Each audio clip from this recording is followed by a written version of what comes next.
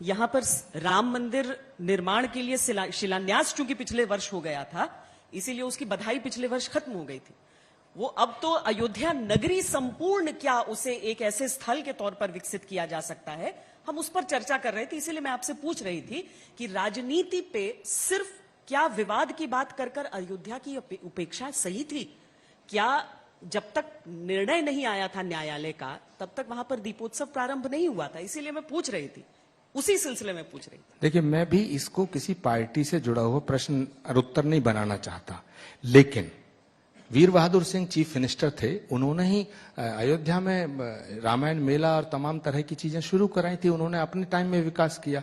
जो जो सरकार आती है उसका फर्ज होता है, उसका कर्तव्य होता है कि जहां जनता की भावनाएं निहित हों उन स्थानों का विकास कराया जाए। आज उत्तर प्रदेश के चीफ मिनिस्टर योगी आदित्यनाथ जी हैं, तो वो तो एक साधु भी हैं। तो भगवान श्री राम की जन्मभूमि के मंदिर का जो तमाम योजना है वो और अच्छी तरह बन रही है, इसकी हमें खुशी है।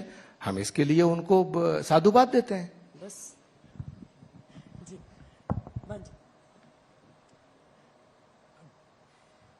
जब हमारे प्रधानमंत्री जी 5 अगस्त को वहां पर शिला पूजन भूमि पूजन किए, उसका वार्षिक इस वर्ष 5 अगस्त को हुआ।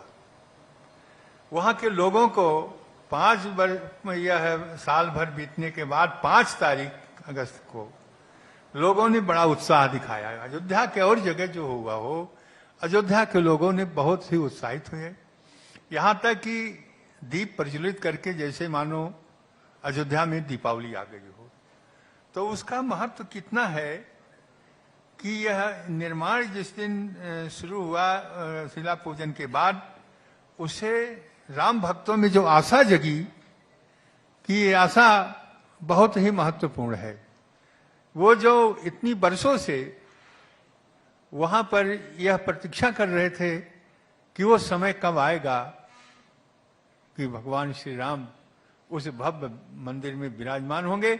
जो लोग जाते थे त्रिपाल में पड़े हुए भगवान श्री राम लला को देख करके रो पड़ते थे कि ऐसे प्रभु जो जन जन के नायक हैं, जिनके लिए कहा जाता है त्रिलोक नायक, त्रिलोक के स्वामी, वो आज त्रिपाल में पड़े हुए हैं।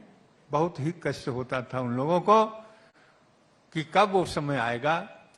लेकिन यह है कि समय आते और समय में परिवर्तन होता। चक्रवर्ती एवं परिवर्तन तो ये सुखान चय दुखान चय, चक्र के समान सुख और दुख का परिवर्तन होता है। जिस समय भगवान श्री राम वन में जाने लगे थे तो माता सीता से कहे थे कि दिवस जात नहीं लागहि बारा, भामन सिखवन सुनो हमारा। दिन जाते हुए नहीं लगा। जब वह 6 दिसंबर को ढांचा गिर गया और रामलला त्रिपाल में चले गए, तो इसी आशा थी कि कभी न कभी वो समय आएगा और भगवान श्री राम उस भव्य दिव्य मंदिर में विराजमान होंगे। जिस मंदिर को, जिस भवन को देख करके कुबेर भी लज्जित, मणिमाणिक से आच्छादित, मणिमाणिक से प्रकाशित यह अयोध्या नगरी भगवान का वो आवास था जहां पर भगवान श्री राम राज करते थे।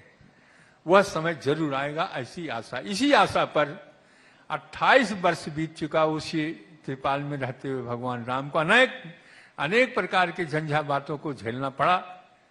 न धूप का कोई रुकाव, न बरसात का कोई रुकाव, और न ही सर्दी का कोई रुकाव। वह केवल औपचारिक उपचार की वह मात में किसी प्रकार से उसको व्यवस्था किया जाता था।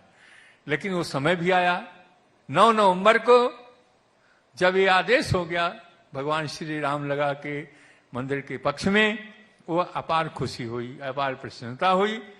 और जैसे मानो भगवान श्री राम 14 वर्ष बिता करके और अयोध्या आए। अयोध्या में जिस प्रकार से दीपावली का उत्सव मनाया गया, तो उसको देख करके लोगों को बहुत प्रसन्नता हुई। 9 नवंबर को ही यह आशा हो गया था कि अब निश्चित है भगवान श्री राम का वह भव्य मंदिर बनेगा जिसकी हम कल्पना करते हैं।